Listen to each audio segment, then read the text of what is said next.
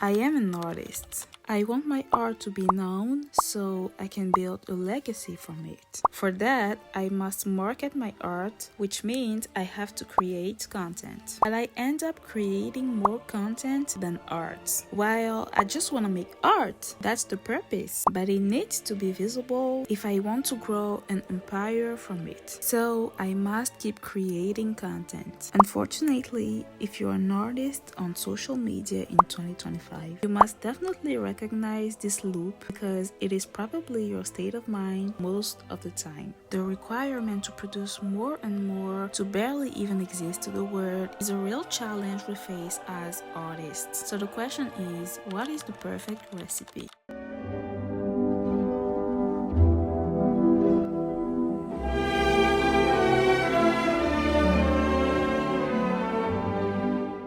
Hi purists, welcome back to my painting channel. If it's your first time here, make sure that you subscribe. With this video, I'm introducing a new series on my painting channel that is going to be called Paintress Diaries. In this series, we are going to talk about the behind the scenes of being an artist on an art recognition journey, especially in 2025. As you noticed, I found a new nickname for our community. We're going to be called the purists. I thought it would be interesting to have something original, simple, and that matches the values of my painting channel. By definition, a purist is attached to tradition, and the core values of my art are originality, handcrafting, and traditional art, like oil painting or clay sculpture. Now let's dive into today's topic. The struggle we're going to talk about today is the fact that being an artist in 2025 equals to creating content, which means that as an artist who already has something to create, basically art, you have to work twice as a content creator. For the basic content creator, the creative thing, the craft, is the content. But for an artist, the craft is not the content, it is actually the discipline he's practicing. Whether it is painting, sculpting, sewing, or even styling. In this sense, creating content is different from making art for an artist. And this double load that applies nowadays to artists, especially traditional ones, can cause a lot of frustration, hatred, procrastination, and even burnout. But still, creating content is an absolute necessity nowadays. It provides visibility, which is extremely important because you need the public. Helps you build connection with your audience because you're able to tell your story. Opens the doors for you to infiltrate your market and to find your identity, because if you want to survive, you need a strong identity. Especially if you don't come from an art education background and you don't have contact or a curator yet. In this sense, content creation is basically your survival strategy so that your art can keep being visible frequently and long term. This is a long game, and if you don't play the game is going to play you. Now that we know this and it's clear for everyone, I want to share my strategy and the type of content I create for different platforms and what actually works. So this is my art file in my note app. I've been using it and documenting everything I do ever since I started in September.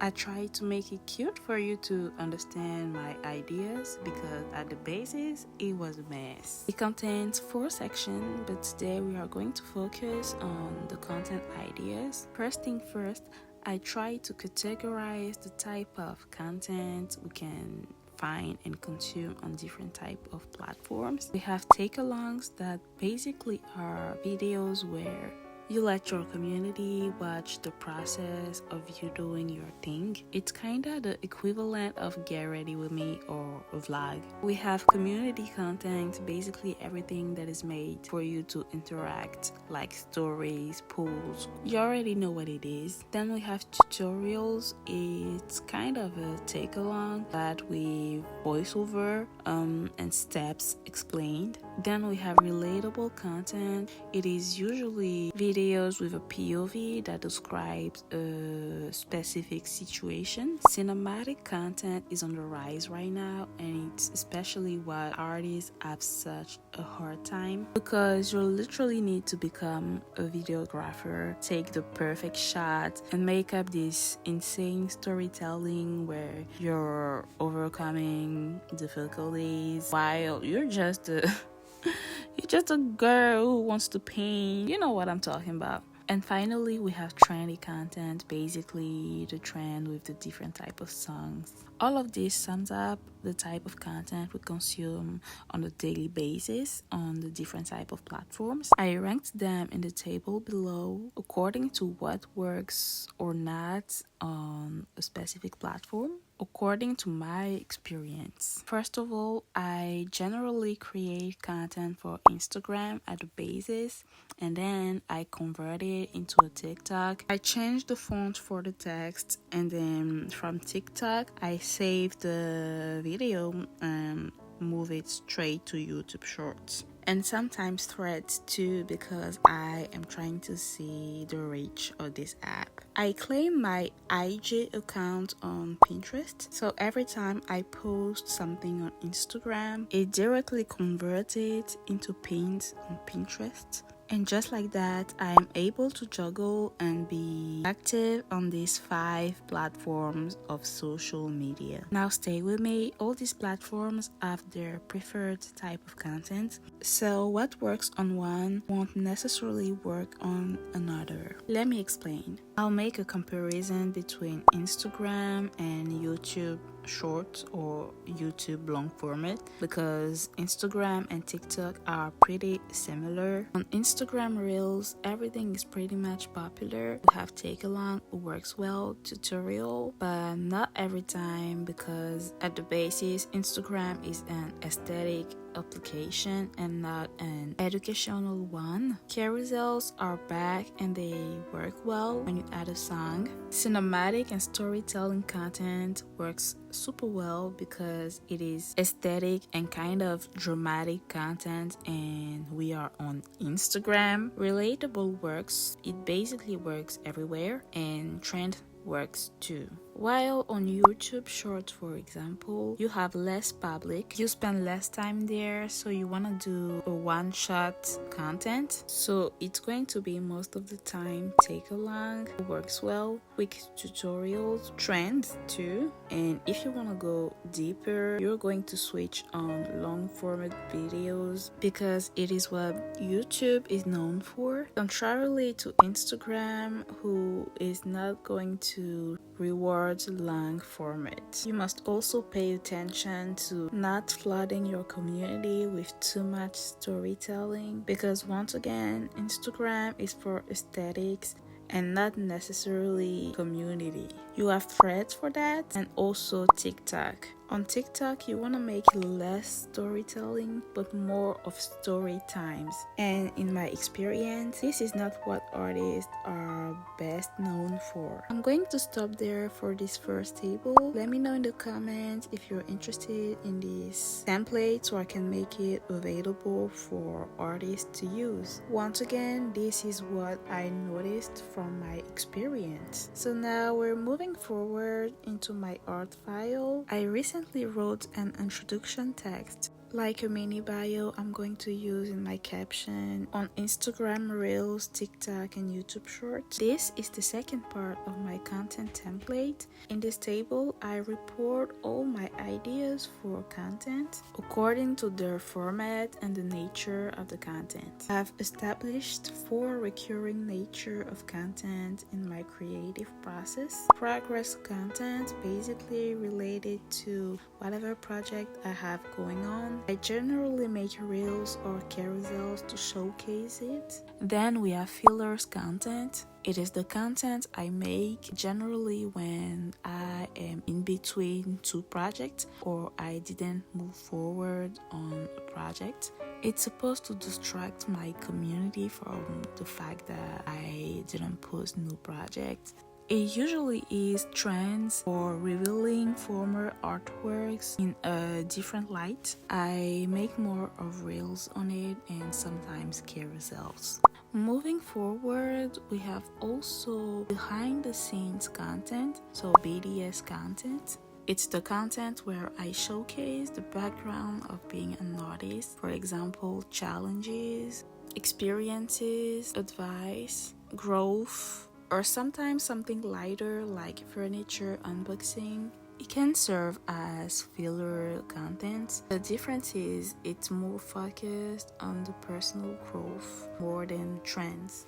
Then we move to the last one, which is branding content. In this one, I focus on my identity as an artist, on my inspiration, on my goals and my evolution. The purpose is basically to create a story around my universe, my values, and display authenticity. Because for an artist, authenticity is what makes people adhere to your vision and even buy your art. So now we're done with the second table. If you're interested in it as a template too, let me know in the comments and drop a like by the same occasion.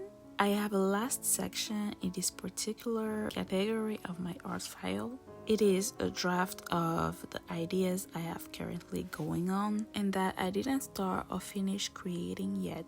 When they're done, I'm moving them into the table. Now we're heading to the end of this video.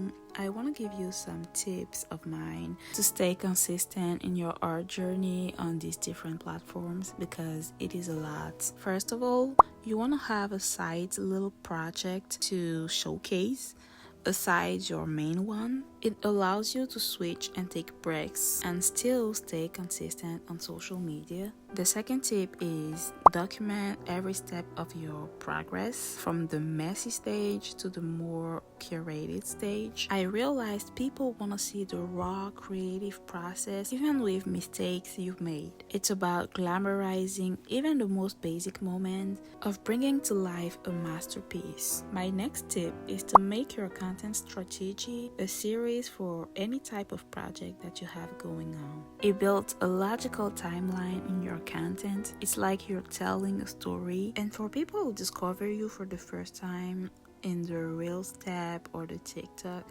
algorithm, when they see another video which is the logical continuation of another one they saw before, it's going to pique an interest in them and they're probably going to come and follow you. Last but not least, note every single idea that pop into your mind because it definitely serves later. Thanks for watching this video. I hope you enjoyed it and learned some things that are going to motivate you in your art journey or even your content creation journey. Let me know in the comment if you enjoyed this format. Drop a like on the video and don't forget to subscribe to my channel. Thanks for watching. Bye.